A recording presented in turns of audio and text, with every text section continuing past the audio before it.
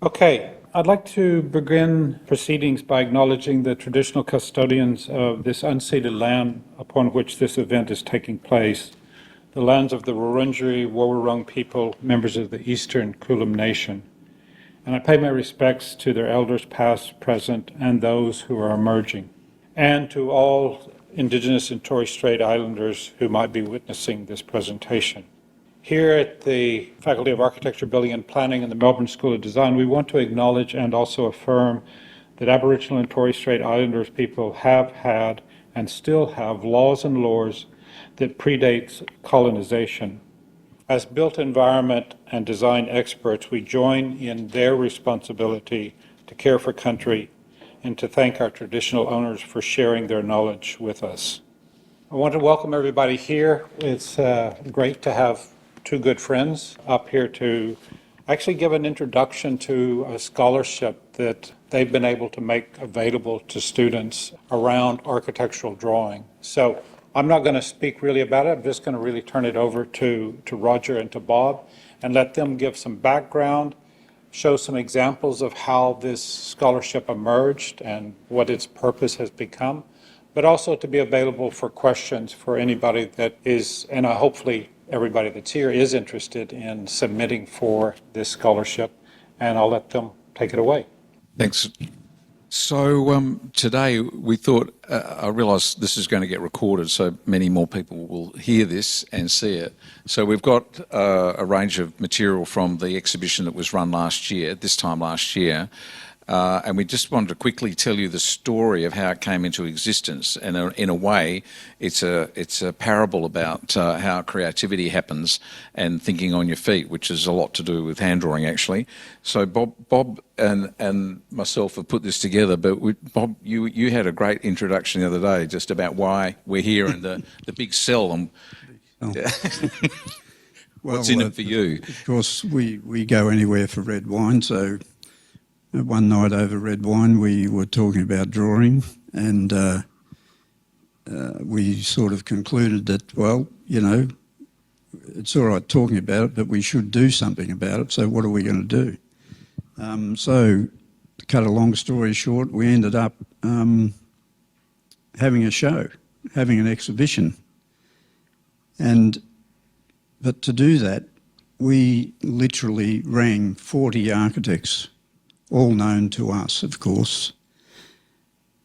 And they were architects that we knew could draw. You know, they had an ability to draw.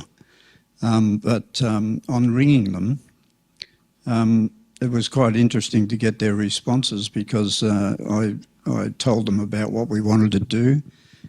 We wanted them to produce 2 hand drawings for a show of a certain size and so forth, had to be in by a certain deadline and so on. And they said, oh, well, that'd be great. Yeah, I'd love to do it. I'd love it. And then in the same breath, they queried me to say, but what am I going to draw? And I said, well, it's totally up to you. And Roger and I didn't want to establish any brief. We didn't want to tell them what to draw. They could literally draw anything they wished. And tonight you'll see some of those anything drawings. Of course, a lot of them are based around architecture, and that's to be expected, and that's absolutely fine. But we were happy to include any drawing that came our way. We weren't going to reject anything, because we were, in a way, we were going out on a limb. You know, we had no idea whether this would be successful or not. As it turned out, we thought together, well, you know, if things go well, we might make, you know, maybe $12,000 with a bit of luck. We ended up making $40,000, and we've been able to move that money into the Institute Victorian chapter to establish this scholarship. And we'll come back to the scholarship a little bit later in the discussion. But I'll let Roger then take it away with a few pictures. So as we said, it didn't really have a plan, and it was born out of it was an evening when Bob was made a Life Fellow of the Institute, and we were our colleague Graham Wilkie, who runs Kudos Gallery in Lorne. If any of you've been to Lorne, there's a gallery out the back there. He's run and he is an art curator and artist himself. And he found the idea of this to be quite engaging and something that he was really interested in. So after the so-called drunken conversation, the following day, he actually said, "No, I'm serious. I think we should do it." So that was a challenge, and he's obviously curating art from all sorts of places and all sorts of levels during the lifespan of Kudos, but he found this really interesting. There were 40 contributors. That's the largest exhibition he's ever had. He's normally only got one creative person to deal with. He had 40, and we had 40, and trying to get them all to produce something on time and give us some hope of organising the exhibition had its challenges from time to time, but that's normal life. So we'll go through it, and you'll get an idea from the different personalities and so on of what's been created here. There's nothing archetypal about it. There's nothing predictable, and many people were very competent in their artistic endeavours, and others had quite a cathartic experience by being asked to do this. They were up for it, as Bob said, but then when the minute to start doing the work, it was, oh my God, what do I actually do? There was no brief, there was no program, there was no syllabus or anything to guide them. It was, we want you to express yourself in the means by which you find that most comfortable. Has to be predominantly with your hand and drawing, and pick a topic that has something to do with you. It's about, because in the end, drawing is like a signature. Everyone, you can, like a voice, you can actually know,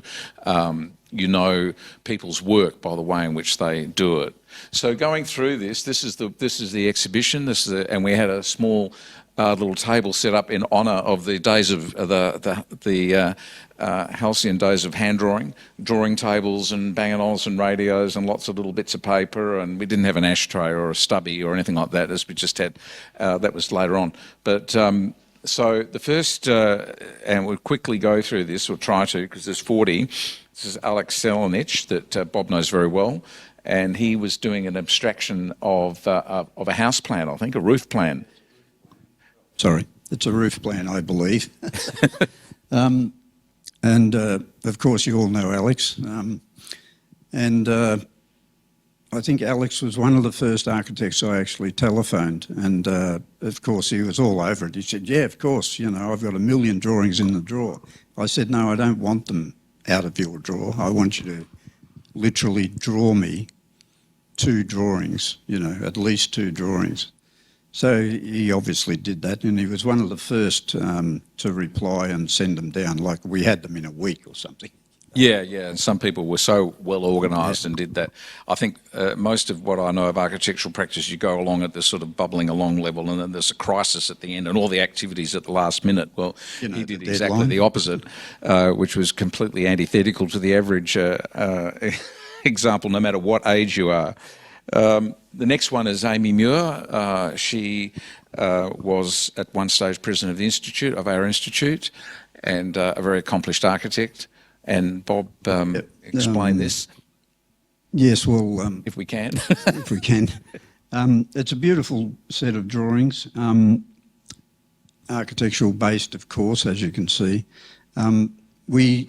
Because we didn't wish to reject anything that was submitted, but we were strenuous about talking about hand drawing. Amy's drawing is actually composed of part hand drawing and part computer drawing.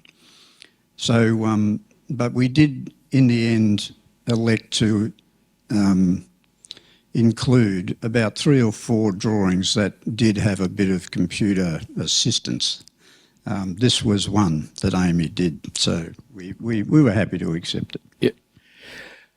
And then to go to another extreme is Anna Dutton, who had gone through COVID, and she really was perplexed about what to draw. Yeah, as you can see. However, she did draw a couple of beautiful fish. She said through phone conversations, a number of them, she was quite confused about what she'd draw, and she thought she should draw architecture but didn't want to. And I just kept telling her, just don't worry about it, just draw. That's what this hand drawing push from us is all about. we just want you to be drawing and thinking. That's what it's all about. And so, you know, she said, can I draw fish? And I said, yeah, sure, go ahead. So that's what we got. That's her now, wanting her fish back. And of course, some people are much more accomplished and have moved into the territory of producing things that people respect and want to buy. And Bob Sinclair, these are Bob's creations, and have a lot of that image on the left has been used as the promotion for this talk. And Bob, it's a very thoughtful piece. Well, yeah, look, I just draw stuff and paint stuff. They mean a lot to me, but that's the main deal. You know, the one on the top left is called Looking Over Point Grey. And Point Grey is a coastline point at Lorne, where I live, and it's been undergoing terrible sort of trials over the last 12 years while architects and others try to decide what to do with it. So I've been very involved with that project, and so this is just a bit of an outpouring of a sort of small painting. Yeah. And then moving another Lorne resident, Chris Connell, this is an abstracted drawing of his house that was pretty well publicised down at Wye River, managed to survive the bushfires. A very stripped down abstraction, just like the house is, very reductive. But his drawing skills are quite remarkable, and his composition. And the two went as a set, really. I think most people produce two works, but in a couple of instances they were definitely a partnership, the two drawings. But he was one of those people that played along with the rules. He was A2, was that right, Bob? I think it was A2 we wanted preferably. Most people didn't do A2 typically, but Chris came with A2, hardly any communication with us, just arrived and there they were. Up on the wall they went. That was the end of that. It was fantastic, actually. It made a lot less work. David Ballastra, who just has a studio just around the corner here, and has a colleague of Bob's that's got a fascination for black and white drawing. Yeah, well, I think he's got other things. I think he's got a fascination for a lot of things. But underneath it all, he knows how to draw stuff, but he's still being very inquisitive about his drawing. And since he made these two drawings, which is the first of its type that he'd ever done, he hasn't stopped painting and drawing since the exhibition last year. He's just churning stuff out. Whether they're getting any better, I'm not sure, but don't tell him that. But I think that's the point, isn't it, Bob? That it doesn't really matter in a way. This at his age, nevertheless, not your age, at his age, this was cathartic and caused him to engage in an endeavour that perhaps we all got trained in when we were younger and went through university, etc. But he's refound it, he's re-established it, and now he actually can't stop. And he's expressing himself like a madman. He's just out there drawing and posting and on all the medias you can, maybe not TikTok, but he's definitely out there and getting it done. So he's in his 60s and he's doing this. Is he? He might even be older. But he's refound something that's innate to the architectural spirit, which is the ability to express yourself by hand and with a minimum of instruments, if you like, just a pen. David Lease, on the other hand, who was, I think, Bob, you worked with David for quite a long time, Billard Lease partnership. Yeah, David's been a landscape painter all his life, basically. He's just embroiled in anything to do with landscape. So that's what he draws and paints all the time. So he's obviously developed a serious skill. And he's developed a serious sort of set of skills. He's been travelling Australia. He's travelled a lot to Northern Territory, and a lot of his drawings stem out of Northern Territory landscape and so forth. So they're very fine drawings. Yeah. Des Smith from Geelong and the School of Deakin.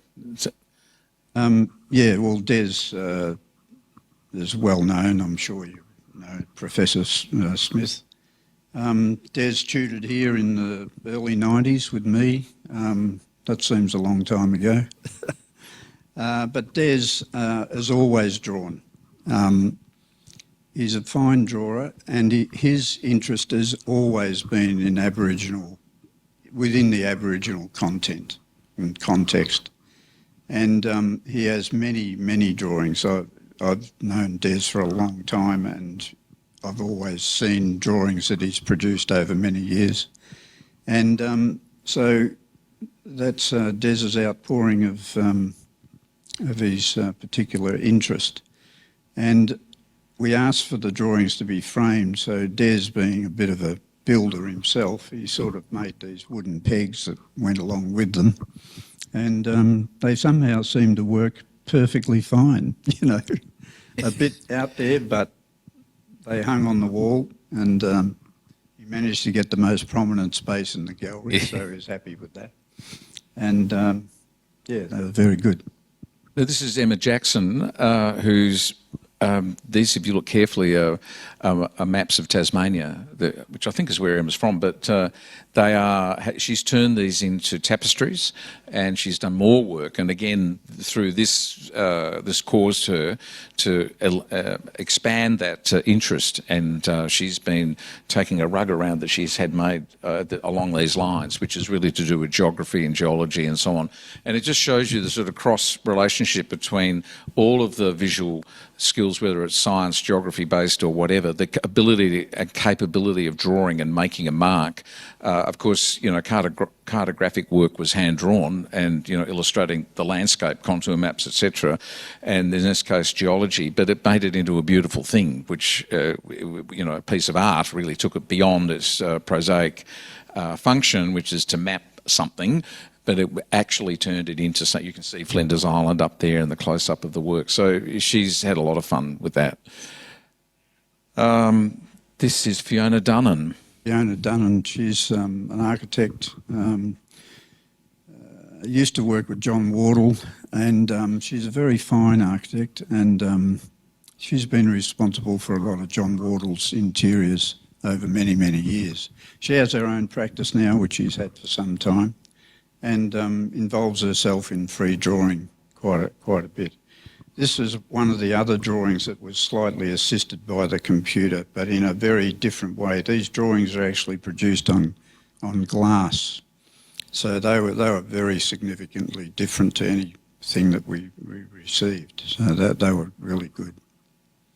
So already you're getting a feel for the different levels. So this is what surprised us about the exhibition, because everyone was pretty much a practicing architect.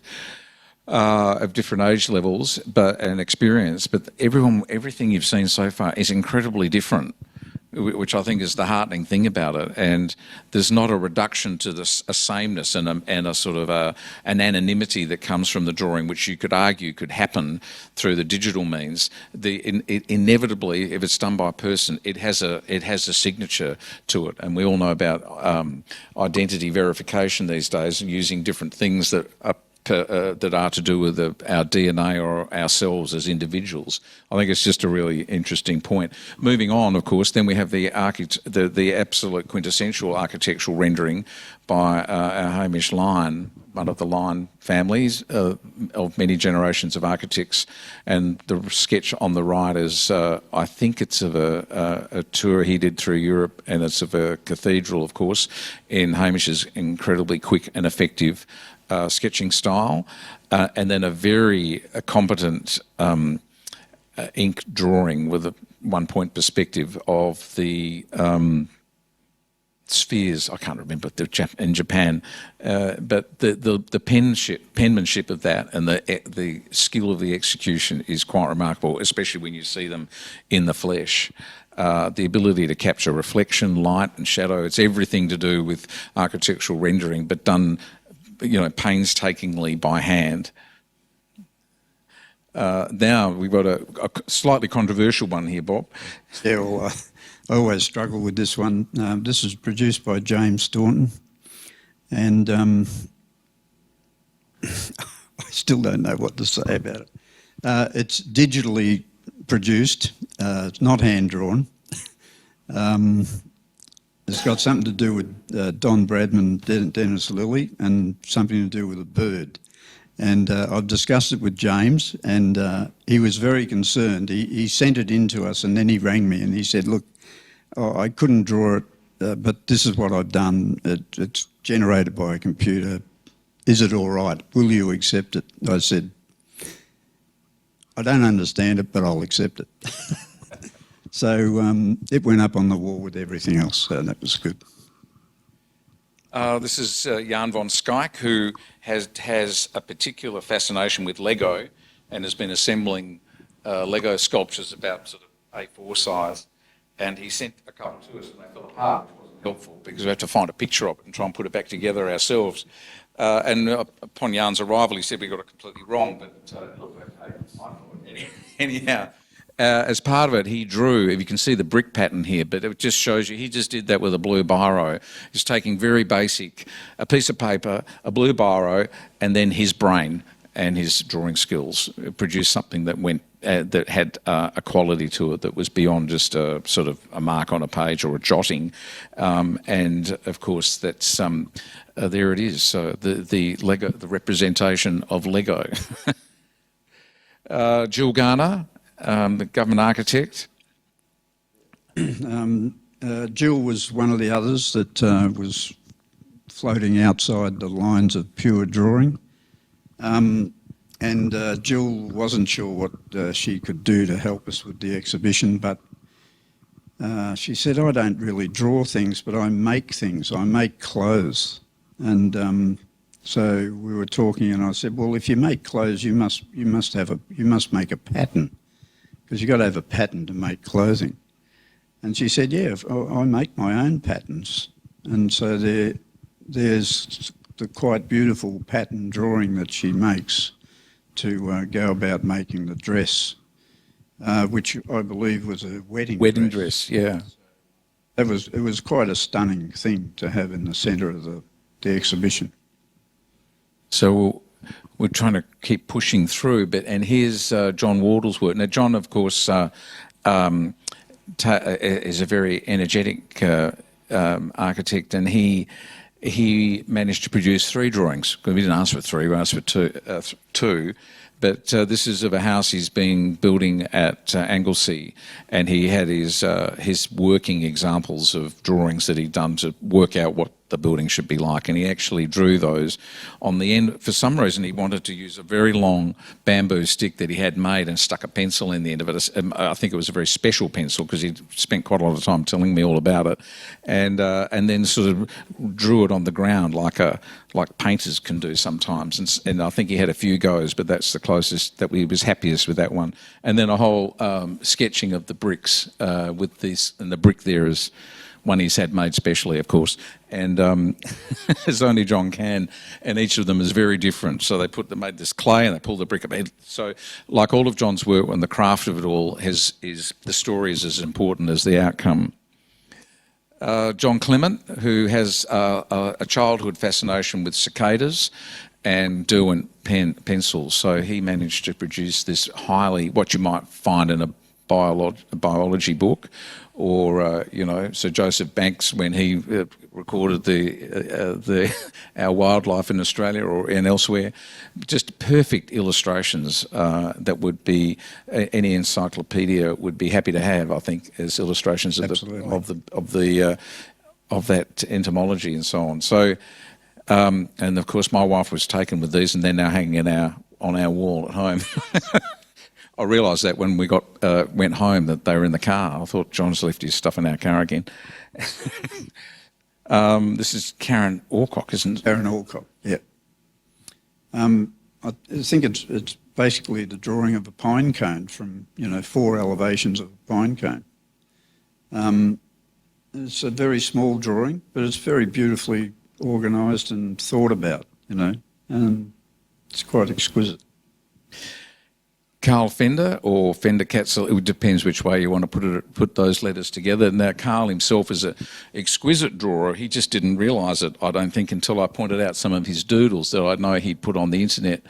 And you can see some of these here. And then he out of the just out of the blue and out of his sketchbook, which he'd kept, he even had drawings of himself. and drawings that he did while he was on the phone, getting completely distracted by, or not distracted fundamentally from the conversation, or in a planning meeting where you might be there for days and his mind wandered off, but he put it to good use, and he spent a lot of time exercising his consciousness on these things rather than perhaps what was going on in the meeting. And so the power of doodling, it's sort of almost suggested it's a bit trivial and a bit lightweight, but being able to make something clear with a minimum of effort is actually quite a skill. Cartoonists are very good at it, and some people can make something immediately recognisable with just a quick pen stroke or a slate, and we regard that as amazing when that's done. But Carl definitely was, and he did have the help of Gary Emery to assemble it into these posters. This is...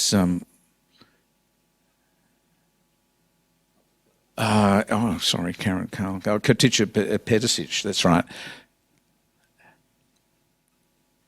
And this is a work really that has a painstaking assembling of line work and has a sort of Ellsworth-Kelly-ness about it, examining shadow and the form of architectural ideograms and so on, that then assembled and composed into something artistic. So I mean, she's really, there were two work, or there's one. The one on the right really is a big cutout of that as it was created, because we got the image on the right in the first place, and then it wasn't really till the day of assembling the exhibition that we actually got the whole work and saw where it had gone.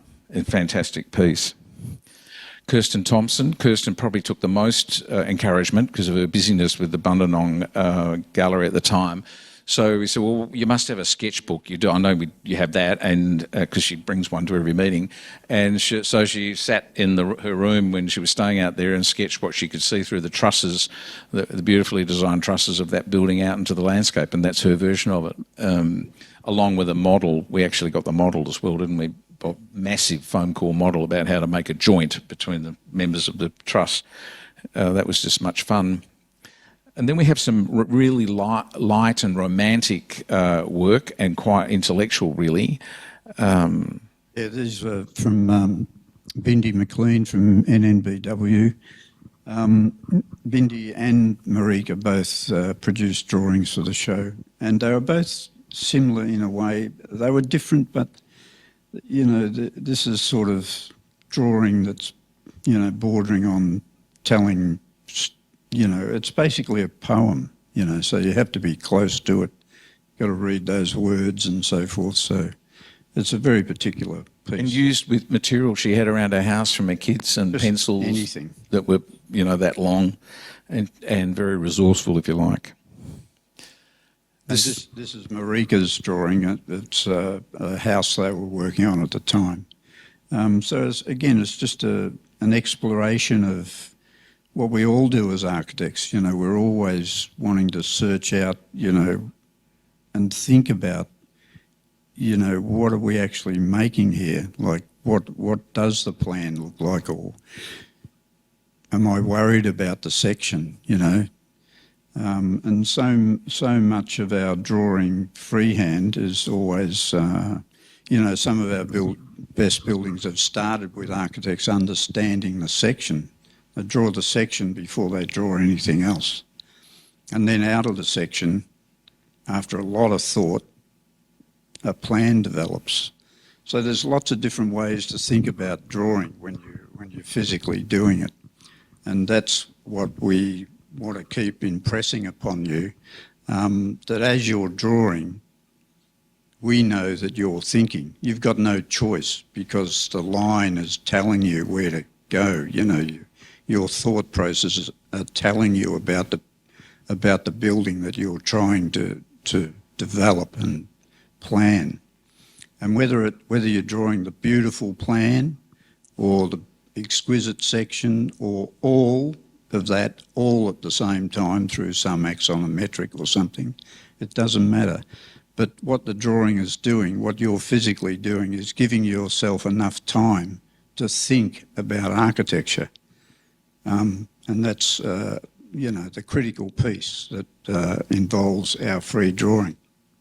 Yeah, so that's so true, Bob, and that's what's attracted us to, at least, to this whole thing. Is that for us, it's an example of how creativity actually works and the human condition. If you think about it, I mean, making a mark has been something as long as Homo sapiens have been on this earth. It's only recently, in recent times, the digital world's emerged.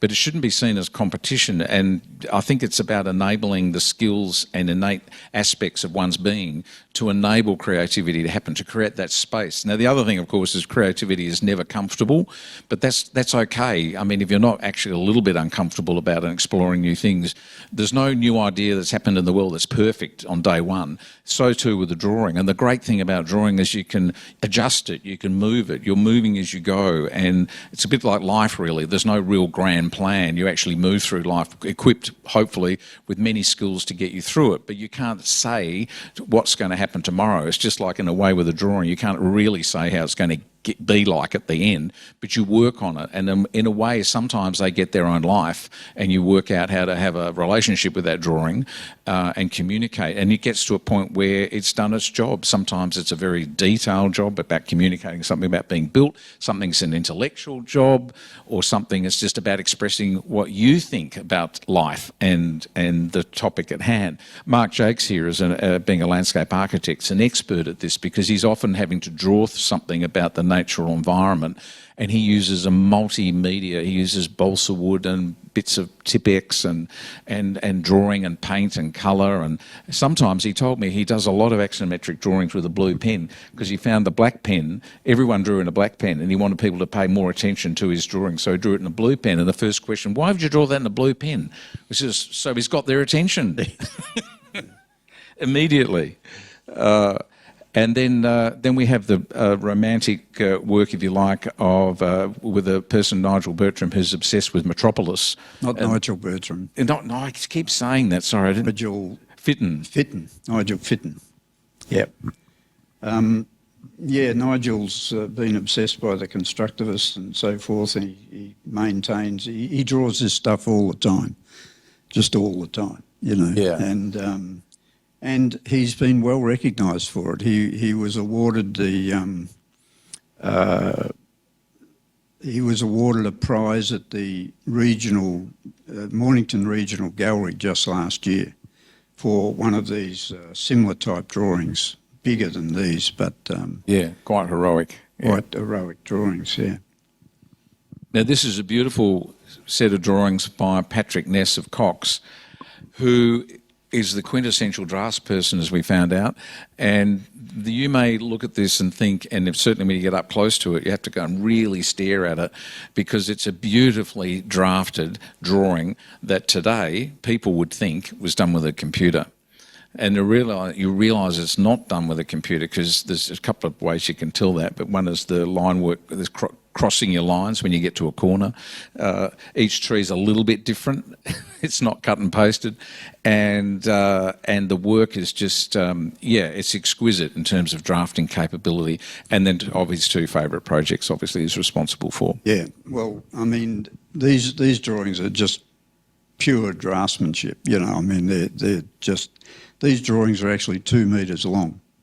You know, they're big drawings, and they're so detailed and so perfectly drawn. They're absolutely excellent, yeah. And to scale, obviously, as people like to ask, is that drawing to scale? Yeah. This drawing is a beautiful drawing. It's by Paul Katsieris, and Paul decided that he would like to draw the milk bar that his parents owned when he was a boy. So he's put it into the context of the coastline. It was down Wonthaggi Way, East Gippsland, South Gippsland, sorry. So that's where the lighthouse comes into it, I think, and the tea tree and so forth. It's not a big drawing, but its colour and composition, it's just perfect, yeah. And he discovered, you know, most of us are drawn for work, so to speak, to get our daily job done and get from A to B. But he found this other meaning and brought it to him. He was quite emotional about it for the weekend that we had the exhibition, which, as I said, a year ago. And he just couldn't get over what it had done for him in terms of motivation and interest and engagement. And these are the drawings of Peter Davidson, Don's partner, who, I hope I've got this right, in suffering a stroke, lost the use of his right hand and learnt to draw with his left hand.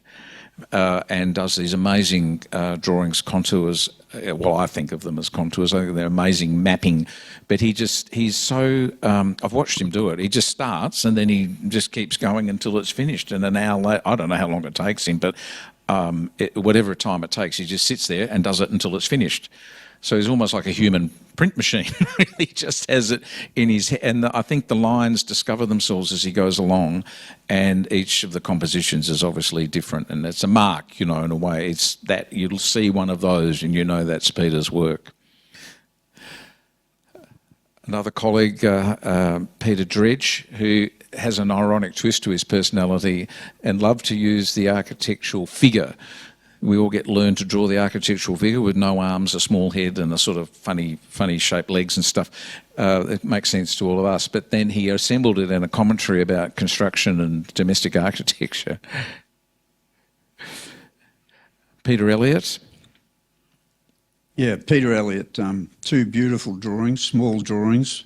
Now, we all know Peter can draw, and Peter Elliott was, apart from Alex Selenich, one of the first architects I spoke to, and he immediately said, yeah, I'd love to be a part of it. And he produced these two, they're just A3 drawings as I remember, one from the British Museum, which is replicated, and the other one of his big freeway noise wall constructions. Now, this person isn't an architect, he's an engineer, Peter Felicetti. We couldn't refuse him, though, because he's made all the structures for us all our lives. But the irony being that structurally none of this would stand up. It's Escher-like in its qualities and is tricking the brain. But in a funny way, he's testing the powers of perception and how your brain puts things together, because they look quite okay, and then you look more deeply realise there's a few edges and stuff that aren't there, and so on and so forth. Fantastic again, and he's gone on to draw endlessly since he's done this. Can't stop him either. Peter Madison, who'd just been on a tour to Palm Springs.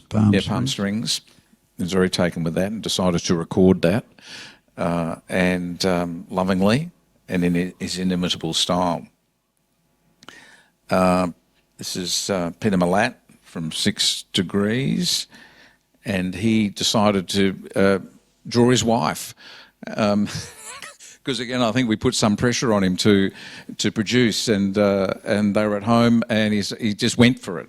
But you were saying, Bob, last week he started drawing. We visited you the following. The next day he came to my house for breakfast, and I was eating my breakfast, and I watched him over the other side of the table, and he had his pen out, and he's looking at me, and I'm thinking, oh, I'm not ready for being drawn. Please don't draw me. But I'm sure that's what he was doing in his little notepad. And then from that to the classic piece of architectural drawing, really, an illustration. Peter Williams. Yeah. And, the just brilliant handwork there that's gone beyond, especially the picture on the left, the one on the right is obviously a projection, but just the command over pen work and line work and so on means that he's completely in command of it and able to therefore express, in this case to a client, I suspect, about the building that he's designing. So adding another dimension, because a lot of people you work for people that are lay people that don't necessarily understand how to read an elevation or a perspective even at times. But a picture, they probably get it, and because it has a feeling about it that a hand drawing can produce. And then to a highly constructed composition, which is Rachel Hurst. Hurst, that's right. and again, picking up on many aspects of elevation plan and section and assembling it into a really nice composition that is very engaging. Ray Chung, who with one or two lines has managed to capture both his heritage and the things that happen in the street of his favourite cities in the Southeast Asia, little moments and cameos really in a cartoon-like manner, but very characterful and competent. A colleague of mine, Richard Harris, who used to run a firm called Jazzmax in New Zealand, very capable drawer, loves drawing in public because he loves people asking him, "So you must be an architect?" Oh yes, and the next thing, an hour later, he's still talking about it. He's very engaged with that. So he's drawn towns that he's visited. I know he's visited in Croatia, I think, and that's the classic hillscapes, but beautifully drawn. He normally works in watercolour, so it was quite a challenge for him he decided he'll make it challenging for himself and do something that was out of his comfort zone, which was to draw in black and white. A beautiful pencil renderings by Rob Watson. Rob Watson, yes. Got the propeller pencil in there as well, beautifully drawn. And again, a self-portrait in this case of himself. You get the joke? Anyway, he's just managed to capture it as a true portrait artist would. But again, and we'll come to it in a minute, just the mastery of the elements that make up a drawing.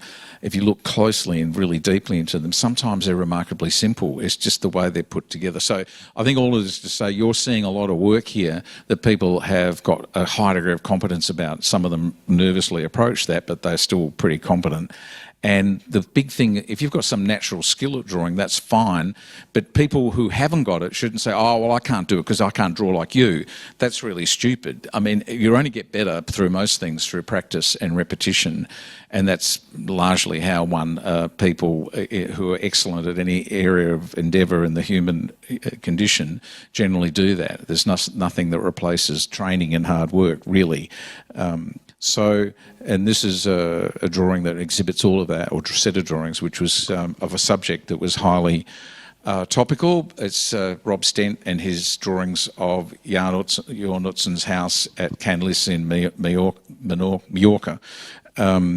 And just great studies. He remembered that trip by doing these drawings, not taking a photo. Because we've got endless photos of these things, you can find them anywhere. But his drawing meant that he actually engaged with it, so it took him to another level of appreciation and understanding. And that, for that matter, this is my work, and this is the art of the scribble. I tried to do all sorts of different things, found it quite challenging, and decided I'd just do what I thought I was good at, which is scribbling and 3D projection. One's from a place called Maratea in Italy, and one's of a point cook that was used at one of the sculpture biennales. So I'm fascinated with boats, and especially front-on views of them. Shelley Penn. It's a very soft drawing of an interior and some landscape that Shelley produced. She was quite anxious about submitting her drawings, but in the end they were tiny, but they were delicate things that she thought about, persisted with and produced, so it was quite excellent. And the last work we'll show you is by Sue Roby. Sue Roby's an architect, but she's always carried out she's a ceramicist. She's a major ceramicist. And as you can see by this piece, one of many pieces that she produced, 3 pieces for the show, and they're all similar to this. They're little towers on strange legs. And she's been making ceramics in this form, this folded form, hollow inside, so they're just sheets of clay managed and presented like this. They're totally beautiful things. So yes, she was very excited to be part of the show. So all of this was assembled. We won't. This is a movie. You can see it at your leisure because it goes too long. But it just shows you the work in its context. And you can hear the noises in Kudos Gallery. There we go. And that's what was happening inside on the opening night. And because everyone wanted to be represented, it was a great weekend. Albeit many people were at the presentation to juries that year. Outstanding evening of understanding and seeing each other's work. Now, what happened here is that a lot of that work was sold on that night. So it was both people from within the profession, if you like, buying each other's work because they respected it and enjoyed it. And many had done that already prior to this, but in this instance at least. And then over the weekend, many members of the actual public came and purchased the work too. And that's most of the work was in the same. And Graham was very explicit. He thought that you don't want to undersell yourselves, and don't be oh shucks, I just do this because I sort of fun and it's not really you can have one or whatever. Actually it was for us. It was a metaphor of the value that we should place on our profession. And as you go through this, you get tested on many occasions, and it's a bit of a problem in my understanding, because I'm involved in music as well, where creative people are expected to do a lot for nothing. And the ability to do something and command a value over it starts with us. It doesn't start with the public. It starts with us actually saying, yes, it is of value, and understanding what that is. And here we had a group of people who were willing to pay normal prices for artwork that Graham determined. So it was sat within a band of value, let's say, including GST, etc. You got a receipt, and they were bought. People valued it. Now, the very minute there's that exchange, you then become wedded to that piece that you've invested in, and you know the story behind it. You know the person who did it. It's fantastic. It's a blessing, and something that us as architects should never underestimate. But also as a metaphor of as you go through life and your professional lives, to work and understand that what you do has value and is bringing so much value. So we're increasing our value. We're not living in a profession that's had over its decades of my lifetime, 40 years or so, where things have been nibbled away from our jurisdiction. Project management would be one, but learning to collaborate and work with people means you increase your effective value. So I think it's really important to keep a hold of the one thing, one serious thing that is part of the architects, what most public understand that architects do, which is to draw things. It's as simple as that, as Brian Cox would even say, something like that. You're an architect because you draw, This is the table that has the work. Here's vignettes of Bob's notebooks. Always have a notebook, because these drawings don't just have a shelf life. Once you've scanned them, they do continue to exist. And the paper that they're drawn on is much more valuable than the scan, I think. Well, that's myself, of course, with the fish in my modelling section of my life. But more importantly, the drawings, the architectural drawing is representative of, again, what we want to keep pushing towards you if you're going to be applicants for this scholarship. It's about architecture in the end, and how you draw architecture. And we want to keep encouraging you to think carefully about what you're building, what you're making. You draw the structure, you draw the plan, you draw everything about the building. You can just select a window and spend a whole week on thinking about that window, and you're thinking about it because you're drawing it. You understand it when you draw it. You understand it precisely, what sort of sill am I drawing, what sort of head has the window got, and so on. And the window is just one element of architecture, one important ingredient of it. But it's, of course, about how you model all of those elements of architecture together. And that's why we continue to believe that hand drawing is such an important craft. And I'm happy to call it a craft because it's truly what it is. And the scholarship that we're now able to present to you to make application to is a scholarship of $10,000 to actually assist you if you're successful in travelling and exploring the idea of drawing architecture and other things all over the world. You know, we want to see you out there doing it. And there are so many people overseas invested in pure drawing, hand drawing, to this end. So we want to encourage you to look carefully at the scholarship and take it up and just get involved in it. It'd be great. And just to give you the confidence that the rest of the globe, you know, people have put a lot of energy in there. Maybe you might say there's a groundswell of this resurgence, really, of the appreciation of what drawing is. My wife and I happened to be visiting around the islands of Sardinia and Corsica. One day it was really, we decided to get on the train and go to the middle of the island, a town called Corte, which was the capital of Corsica. And we walked into the citadel there, and there was this exhibition. It was exactly like Bob and I had been talking about. It's as if they had a microphone, although we wouldn't have understood them and they didn't understand it. But so this is students putting together an exhibition about vernacular buildings in Corsica. There's not that many well-known architectural pieces in Corsica. There's a huge huge amount of vernacular buildings from agricultural, the towns and lighthouses, etc. on the coast. And these drawings were used, there's another video there, you can see how it all came together.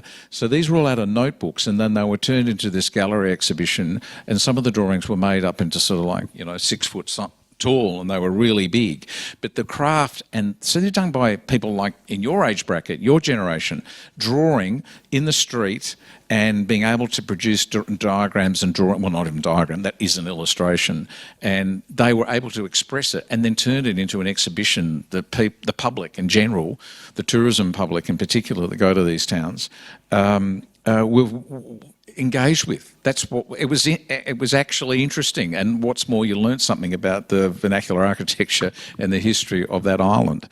So it was fantastic. Another group is Archisource in UK, and this has the wonderful the Drawing of the Year awards. And if you look on Instagram, as I obviously do from time to time, you'll see many examples of it. Right at this moment, they've got a drawing awards program underway. It's worldwide. And some of the drawings I really implore you to have a look at their website and so on. So you'll see the drawings, the beautiful architectural drawing of the Pompidou Centre. The thing in the middle is an exhibition, but there's not one computer drawing there, and they're all from books and sketches and whatever medium everyone's found that they can engage with. The axonometrics, you can see that there's drawings that clearly have taken probably quite some time to produce, and others that are really quick. And then shared drawings. These are all videos of people that have actually learnt to do the work together on a big area that might be like a Persian rug or a mosaic, a site plan of a village that you might be drawing or whatever, a large scheme. And everybody, through their respective skills that they've learnt to draw architecturally, are actually contributing to the drawing. So there's no one author there in these drawings. There's many people using all the classic tools of architectural drawing and how to get a tree to work and shadow underneath it, and the codes by which we all draw and make things understood are being exercised there in force.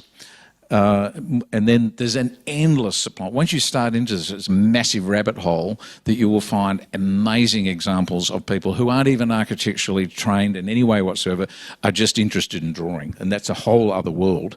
And of course, a lot of these people are selling their work one way or another. And then there's the drawings of examples that we're very familiar with, from the very rough to the very manicured. And then if you start looking at this guy that I've found that does amazing drawing caricatures, and if you actually look really closely, you'll find the line work is really not that complicated.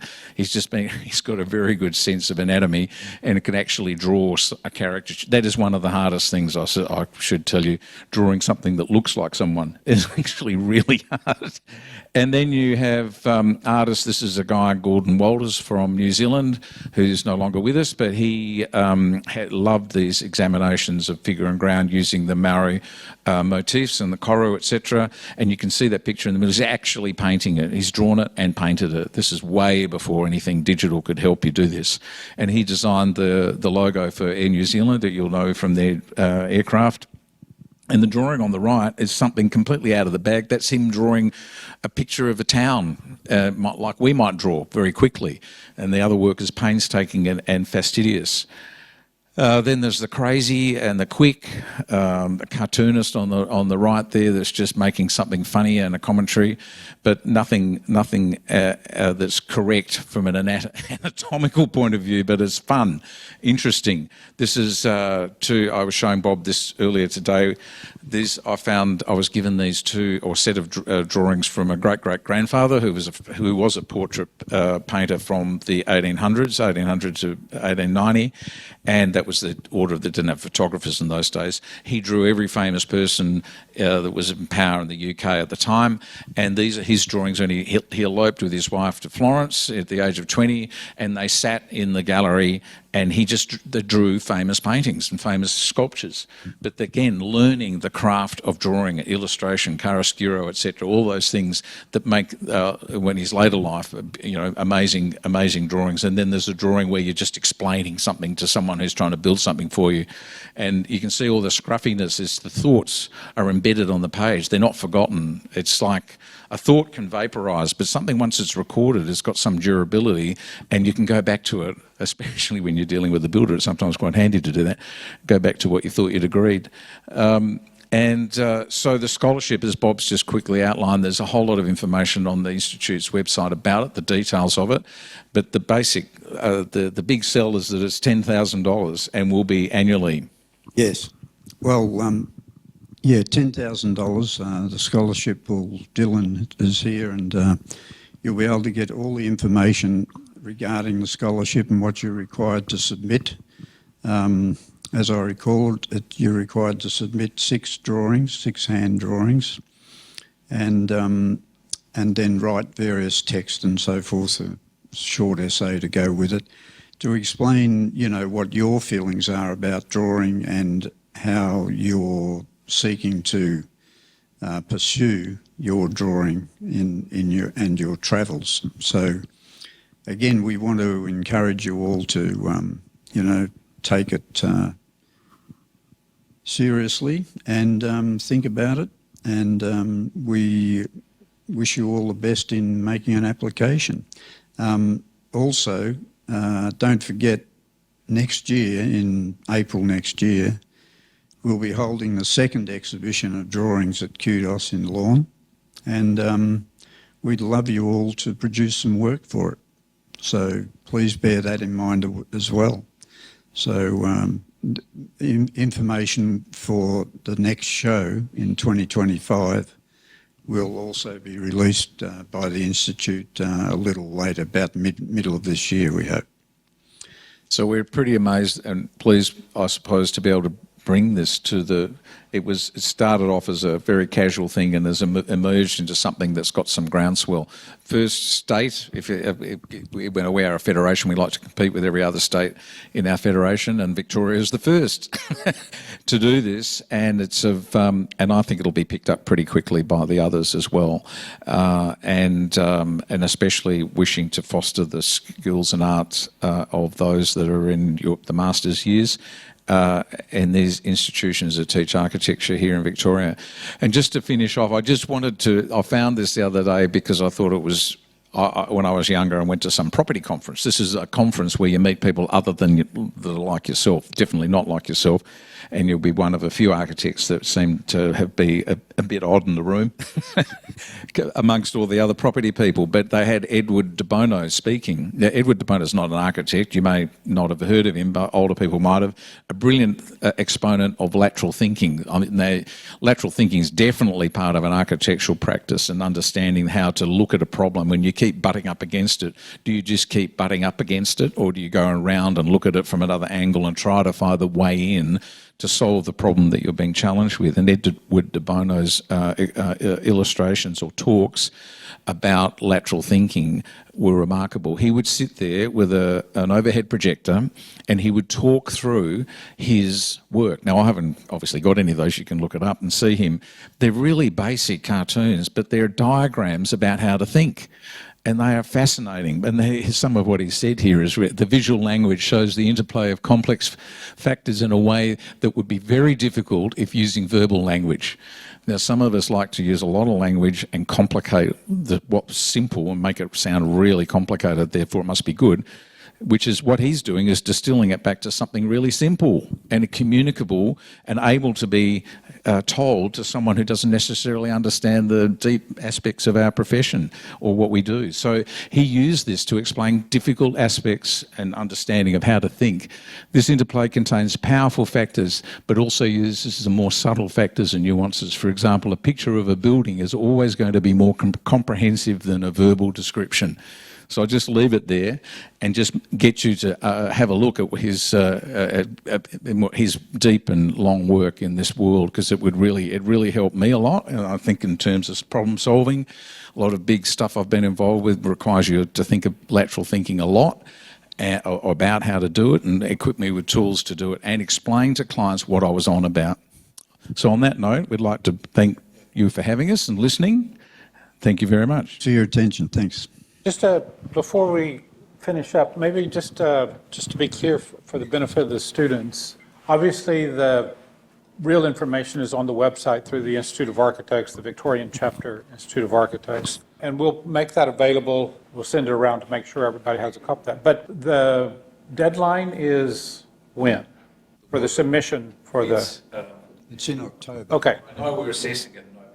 Yeah, Right, we're okay. assessing it. So just to give the students a chance, it's not something you have to do next week and try to get it out, you know? Good point. Good point. So, yeah, it's just to be clear that you know, this is an incredible opportunity with a $10,000 scholarship is really quite major. It's just for master's level students, so it's not for the undergraduate students.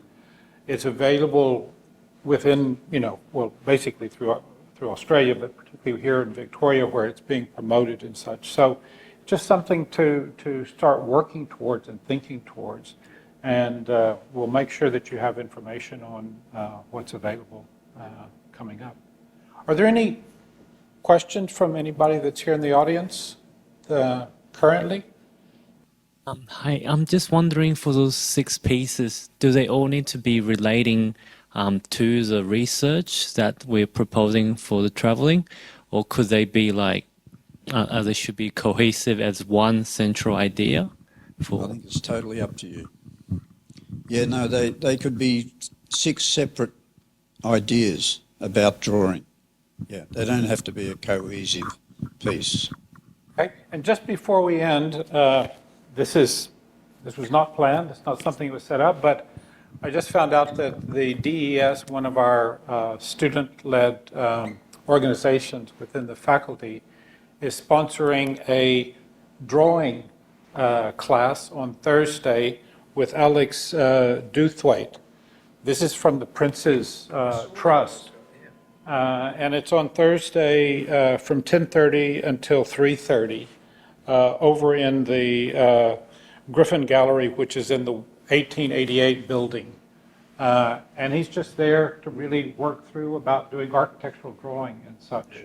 And so, you know, for those of you, hopefully it doesn't conflict with other subjects that you might have on Thursday, but if you get a chance, it'd be great to go and see that as well. So, you know, I think that there are, beyond some of the subjects that we hold, as well as obviously the studios, you know, there's a lot of digitally produced work, and this is not taking anything away, but there is something about when your hand does the thinking for you through sketching and drawing and such. And so we really want to support this initiative that's been set up, and it's a great opportunity for somebody to get a chance to have $10,000 to travel on and keep drawing.